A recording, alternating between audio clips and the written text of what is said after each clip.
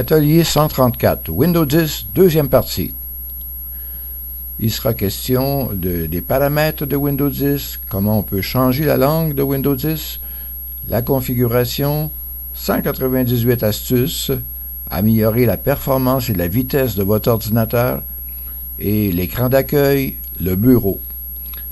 Déjà au départ, on aura des questions à vous poser. Peut-être que vous avez les réponses là. Peut-on changer la langue de Windows 10? Vous allez peut-être dire oui. Comment? On verra tantôt. Peut-on libérer de l'espace disque pour que Windows 10 fonctionne mieux?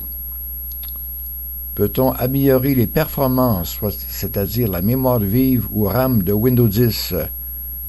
Oui. Comment ça peut se faire sans un technicien? On va le voir. Comment accéder aux paramètres de Windows 10?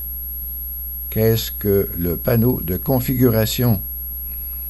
Comment pouvons-nous imprimer une page avec le navigateur Edge qui vient avec Windows 10 et aussi les autres fonctions du navigateur?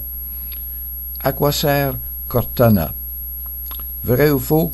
On peut changer l'image de fond de la page d'accueil de l'ordinateur. C'est probablement vrai, mais comment on peut le faire? On y va. Donc, c'était présentation du kit, un petit test avant et après. On va voir ce qu'on a appris. Et en tout temps, vous pouvez envoyer un courriel à leriac@gmail.com. Ça nous fera plaisir de répondre à vos questions. Pour télécharger le guide d'apprentissage que j'utilise actuellement, vous allez sur le site du RIAC, riaq.ca. Vous cliquez à gauche sur « Librairie gratuite du RIAC ». Vous tapez l'identité RIAC. Le mot de passe vous est communiqué par les infolettres envoyées aux membres. Ça peut changer, quoi. Si vous avez besoin d'informations sur la librairie du RIAC, on a l'atelier 93 qui en parle. On revoit un petit peu ce qu'on a vu dans la première partie, les astuces de Windows. Alors, en pointant sur la petite fenêtre en bas, ici qu'on voit là, vous verrez l'outil de recherche. L'outil de recherche est installé ici. Tapez ici le mot « astuce ». Vous allez voir dans le haut, ça apparaît « Astuce » est ici. Vous cliquez sur « Astuce », ça peut être aussi sur votre écran, parce qu'on a des images qui illustrent « Astuce ». Et là, vous allez accéder à beaucoup d'informations sur les nouveautés de Windows 10. Et Windows 10 est un logiciel qui continue à évoluer. À ce moment-là, vous cliquez sur « Nouveautés de Windows 10 ». Prenez le temps qu'il faut pour voir ce qu'il y a de nouveau. Ça change assez régulièrement. Il y a également personnaliser votre PC et beaucoup d'autres informations, comme créer en 3D, créer, modifier des vidéos. Donc, il y a beaucoup d'informations qui vous est fournies régulièrement et ça peut changer d'un mois à l'autre. Comment on peut changer la langue de Windows 10? Vous pouvez télécharger ce guide-là. Vous avez juste à cliquer ici sur dans le guide d'apprentissage et ça va vous donner cette page-ci actuellement. C'est une page qui nous vient de PC Astuces qui vous donne un peu le fonctionnement pour changer la langue de Windows 10 et la mettre en français. Exemple, si vous avez acheté beaucoup de votre ordinateur aux États-Unis, il risque d'être en anglais. Alors là, on peut le changer. Il y a beaucoup d'autres informations qui vous sont fournies par PC Astuces. Là, vous pouvez les choisir ici à gauche. Libérer de l'espace disque dans Windows Disque, oui, c'est possible de le faire. Vous avez le nettoyage du disque. On a beaucoup d'ateliers là-dessus d'ailleurs. Libérer l'espace pour installer la dernière mise à jour de Windows 10. Alors, ce qu'il y a de nouveau avec Windows 10, c'est que ça vient avec un nuage qui s'appelle OneDrive. Un nuage, c'est comme un disque dur, mais c'est pas chez vous. C'est quelque part sur la planète. Alors, on a des ateliers spécifiques sur les nuages.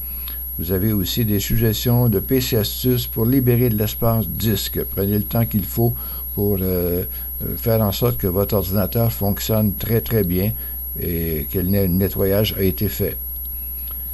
Conseils de Windows 10 permettant d'améliorer les performances de votre PC. Bon, il y a beaucoup de conseils qui vous viennent directement de Microsoft. Vous avez juste à cliquer sur la première ligne dans le guide d'apprentissage, pas sur l'écran actuellement, parce que c'est pas le guide, ça. J'utilise le guide. Donc, vous téléchargez le guide à partir de la librairie du RIAC, vous cliquez là-dessus et vous aurez beaucoup de conseils. Il y en a un qui est important, c'est vérifier la mémoire vive de votre ordinateur. Mémoire vive RAM. Souvent, vous avez des ordinateurs usagés qui sont passés de Windows 7 à Windows 8 et peut-être à Windows 10. Est-ce qu'ils ont suffisamment de mémoire vive pour fonctionner? Souvent, on a des doutes. Avez-vous au moins 8 gigs et plus de mémoire vive ou RAM pour que votre ordinateur fonctionne bien? 8 gigs, c'est 8 millions d'espaces, de caractères possibles. Hein? Comment on fait pour savoir combien de mémoire vive on a? On clique sur CTRL, ALT et supprime, les trois touches, CTRL, ALT et supprime. Là, il y a un écran qui apparaît. On clique sur Gestionnaire des tâches. Et dans Gestionnaire des tâches, vous avez le mot Performance. Alors, on voit Gestionnaire des tâches ici. Vous cliquez sur Performance et actuellement, j'ai 4 gigs de mémoire. De mémoire vive. C'est vraiment le strict minimum. Même il faut que ça soit amélioré, on a besoin de 8 gigs. Vous verrez le nombre de gigs de mémoire vive dont dispose votre ordinateur. Dans mon cas, je disposais de 4 gigs, soit une petite patinoire. L'ordinateur, c'est un ordinateur qui calcule énormément, puis il a besoin d'espace pour faire tous ses travaux. S'il n'y a pas assez d'espace, il va se servir du disque dur, puis ça, c'est très long. Alors, à ce moment-là, il faut augmenter la mémoire vive pour que ça fonctionne beaucoup mieux. Comment on fait ça? Alors, comment on peut le faire à très peu de frais? Alors, vous pouvez acheter des clés USB qu'on retrouve assez facilement, 8 gigs, 16 gigs, 32 gigs. C'est de 8 à 15 $. Vous avez des endroits ici, en 2018, là, où on trouvait ces informations-là. Alors, vous pouvez acheter ces clés-là, au moins 8 gigs, et plus, bien entendu. Et à ce moment-là, vous suivez la recette qui suit. Dans la barre des tâches, tapez Explorateur. Voici la barre des tâches, tapez Explorateur de fichiers. Vous allez voir apparaître File Explorer. Alors là, vous cliquez sur File Explorer. À l'écran suivant, vous insérez votre clé dans votre ordinateur. Ici, c'est une clé Kingston. On la voit ici. Appuyez sur la partie droite de la souris. Donc, la partie droite de la souris. OK? Et vous allez avoir un menu qui apparaît. Cliquez sur Propriétés. Donc, dans ce menu-là, sur la clé, on clique sur Propriétés. Alors, à ce moment-là, vous allez voir exactement qu'est-ce qui se passe avec votre ordinateur. Ça va apparaître ici. Alors, sélectionnez l'onglet Ready Boost. Alors, dès que vous voyez ça dans Propriétés, cliquez sur Ready Boost ici, à la gauche de la souris. OK? Et à ce moment-là, l'ordinateur va faire le travail. Qu'est-ce qu'il va faire? Il va faire en sorte qu'on puisse utiliser ce périphérique.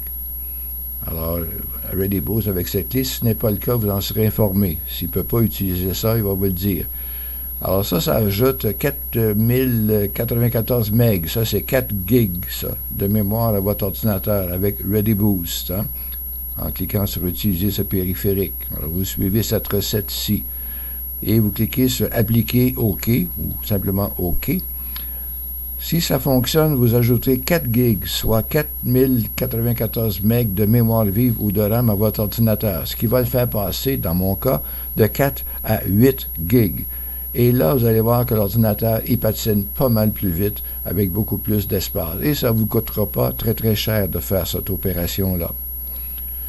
Une fois que Windows a déterminé la quantité d'espace disponible à utiliser pour optimaliser la mémoire, cliquez sur OK, et à ce moment-là, vous pouvez en tirer parti.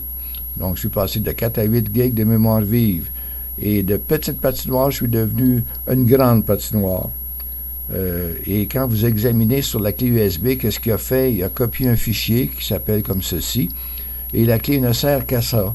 À ce moment-là, la clé sert à augmenter la mémoire de votre ordinateur. Si vous avez besoin de mettre une autre clé, mettez-la ailleurs, et puis l'autre clé sera pour sauver vos fichiers. Donc, c'est une façon d'augmenter votre mémoire. Si vous redémarrez votre ordinateur, vous allez voir que vous avez comme un nouvel ordinateur, beaucoup plus performant. Alors, avoir 8 gigs de mémoire, c'est vraiment l'idéal, et plus, bien entendu. Les paramètres de Windows 10, vous tapez le mot paramètres en bas. On le voit ici. Et en haut, vous cliquez sur paramètres. Et là, il va s'ouvrir les paramètres de Windows 10. Vous avez le système, les périphériques, donc les imprimantes. On a des ateliers spécifiques sur l'installation des imprimantes, la 217. On va parler même des téléphones Android, iPhone. Vous avez des ateliers 301 à 304. Vous avez aussi les applications, les comptes. Alors, tout ce qui est important ici pour vous, comme l'atelier 101 sur les jeux, si vous vous intéressez aux jeux.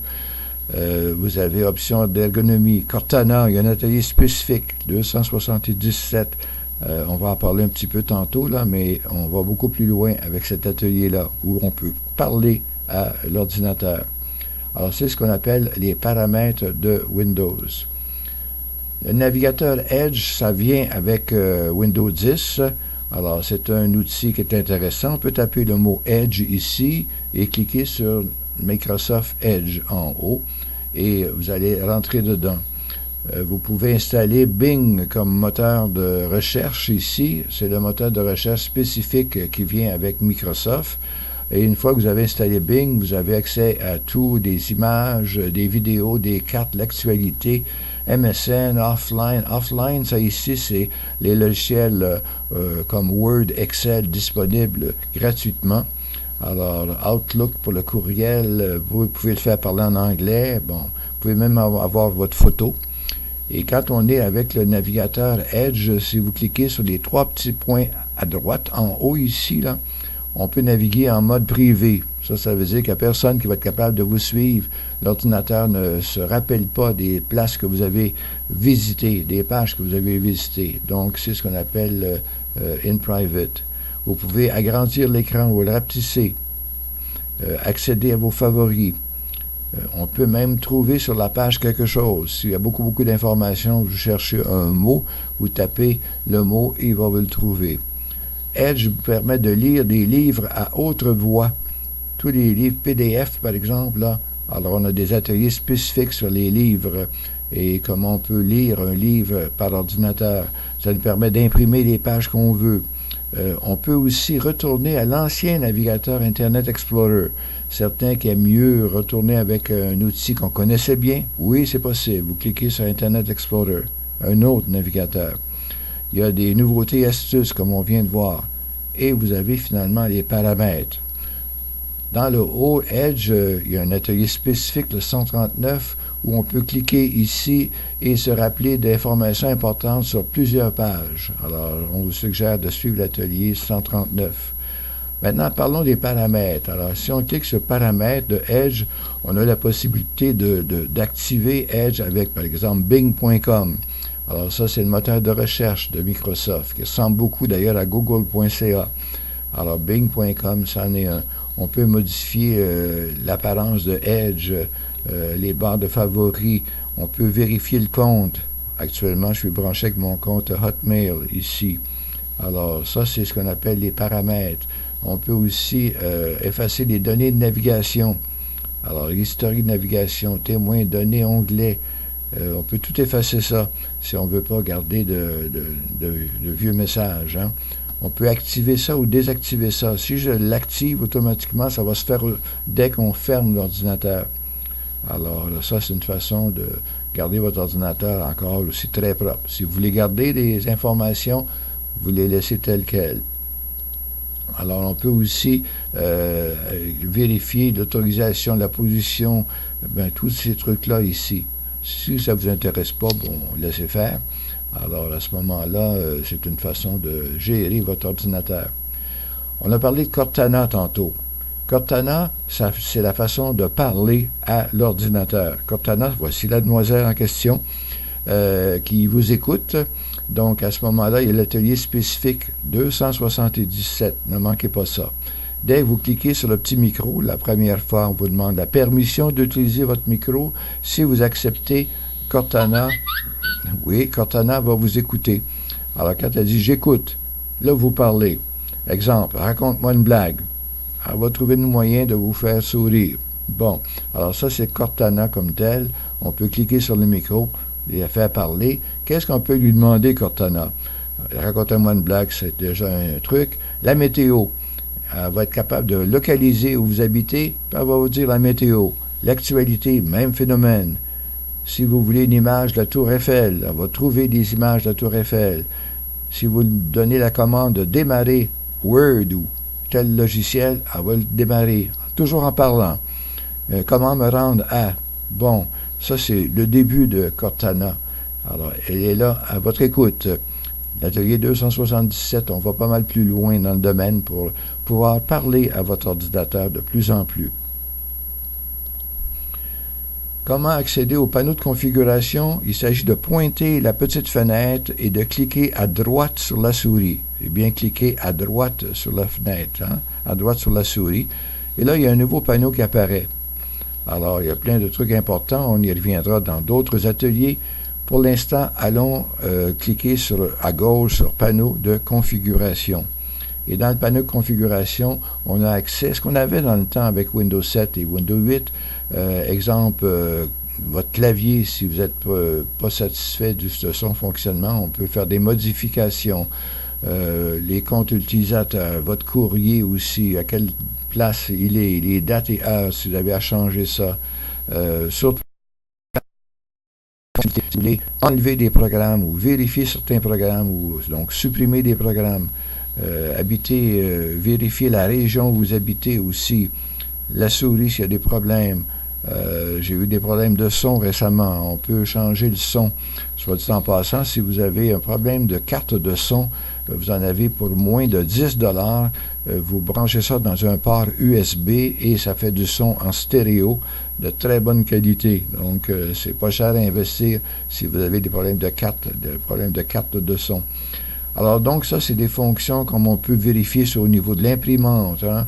La police si vous voulez que ça soit plus gros, la langue si vous voulez changer l'identification, récupération si vous voulez reculer dans le temps. Souvent, il y a eu une mise à jour, puis ça fonctionne moins bien. Alors, on peut revenir à la dernière récupération ou la dernière mise à jour, puis peut-être que la prochaine fois, ça sera beaucoup mieux. Alors ça, c'est ce qu'on appelle le panneau de configuration de Windows 10. Organiser ces icônes, comment on fait ça? Vous pouvez pointer dans le centre ou dans le vide et vous cliquez à droite sur la souris. Alors, si vous cliquez sur Visualiser, on peut changer les icônes. Vous avez des grandes, des moyennes, des petites. Ici, j'ai des moyennes icônes. Tout ce qu'on a ici, ce sont des icônes. Tous ces petits traits-là, toutes les petites flèches qu'on voit ici, là, ce sont des raccourcis. En d'autres mots, si j'enlève ces flèches-là, je n'enlève pas l'ordinateur. J'enlève juste le raccourci vers le logiciel. Alors, c'est ça qui est important. Donc, on peut changer les icônes. On peut aussi réorganiser les icônes automatiquement. Ça veut dire qu'ils vont tous se classer. Les dossiers au début. Après ça, les fichiers que vous avez produits et les programmes par la suite. Alors, c'est une question de s'organiser. Il faut laisser d'espace pour travailler. 2 ou 3 colonnes, c'est à peu près le maximum pour bien fonctionner. Si l'écran est rempli partout, vous avez un gros problème. Consultez le dépannage du RIAC pour vous aider. Bon, alors voilà. Donc, encore là, pour trier les icônes, on peut cliquer dans le vide et cliquer à droite. Et vous allez avoir trié par. On peut trier par nom, taille, type d'élément. Généralement, c'est le type d'élément. Type d'élément, ça veut dire que les dossiers sont au début. Après ça, les fichiers que vous avez produits et les programmes qui suivent après. Alors, c'est une façon d'organiser votre ordinateur pour vous retrouver facilement. Alors, c'est ce qu'on appelle trier les icônes qu'il y a sur votre ordinateur. Comment créer un dossier? Alors, au centre, vous pointez dans le vide, vous cliquez à droite, vous allez sur Nouveau, Dossier. Puis là, vous donnez le nom que vous voulez. Exemple, mes images. Exemple, tel dossier, sur mon voyage. Alors, c'est plus facile de mettre des fichiers à l'intérieur d'un dossier que d'avoir des fichiers partout où il n'y a plus de place sur l'écran. Alors, ramassez vos éléments dans des dossiers et c'est plus facile pour vous y retrouver. Laissez de l'espace sur votre ordinateur. Si c'est trop plein, vous avez un gros problème. Pour personnaliser l'écran au centre, dans le vide, cliquez à la droite. Alors, si on pointe dessus, dans le vide, je clique à la droite et vous avez le mot « Personnaliser » ici. Alors, si vous cliquez sur « Personnaliser », ça veut dire oui, vous voulez changer l'image de fond. vous pouvez choisir déjà une image qui existe. Il y en a plusieurs qui sont là. Si vous voulez parcourir à partir d'une image que vous avez, vous cliquez sur parcourir, ça va ouvrir tout ce que vous avez comme image et vous pouvez choisir l'image que vous voulez comme fond d'écran. On parle d'écran d'accueil, bien entendu. Alors, vous avez ici en bas, en cliquant là-dessus, dans le guide d'apprentissage, 198 astuces pour personnaliser votre Windows 10. Prenez le temps qu'il faut, allez voir ça et vous allez voir que vous allez apprécier votre ordinateur plus que jamais. Bon, on est rendu déjà aux questions. Peut-on changer la langue de Windows 10? Je sens que vous avez des choses à me dire. Allez-y, je vous écoute ou je fais semblant de vous écouter. Savez-vous comment le faire? Si vous avez oublié ça, revenez dans la vidéo un peu plus au début, puis allez voir PC Astuces où il vous donne la suggestion. Peut-on libérer de l'espace disque dans Windows Disque? Oui, est-ce qu'on peut libérer de l'espace, en d'autres mots, s'arranger pour que ça fonctionne bien? Il y avait une page complète d'informations pour libérer de l'espace. Pas tout ramasser parce que vous allez avoir des gros problèmes. Un disque dur, ça se remplit vite quand même. Peut-on améliorer les performances, c'est-à-dire la mémoire vive ou RAM pour Windows 10? Vous avez des bonnes idées là-dessus? Qu'est-ce qu'il fallait comme petit outil pour le faire? Un outil beau, bon, pas cher, que vous achetez presque partout et qui va même peut-être doubler la mémoire vive. C'est ce qui fait fonctionner Windows de façon extraordinaire. Rappelez-vous l'information. Sinon, revenez en arrière dans la vidéo. Vous allez trouver l'information. Comment accéder aux paramètres et aux panneaux de configuration. Très utile quand vous ajoutez une imprimante ou bien quand vous avez des problèmes avec une souris ou bien votre son. Alors, c'est bon de savoir comment on peut le faire. Vous pouvez encore regarder cette vidéo-là, c'est fait pour ça. Comment pouvons-nous imprimer une page avec le navigateur Edge? Rappelez-vous, il y avait 3 petits points en haut, là. Alors, avec ça, vous avez beaucoup d'informations pour imprimer une page. Il y a l'atelier spécifique sur Edge, c'est tout un monde en soi.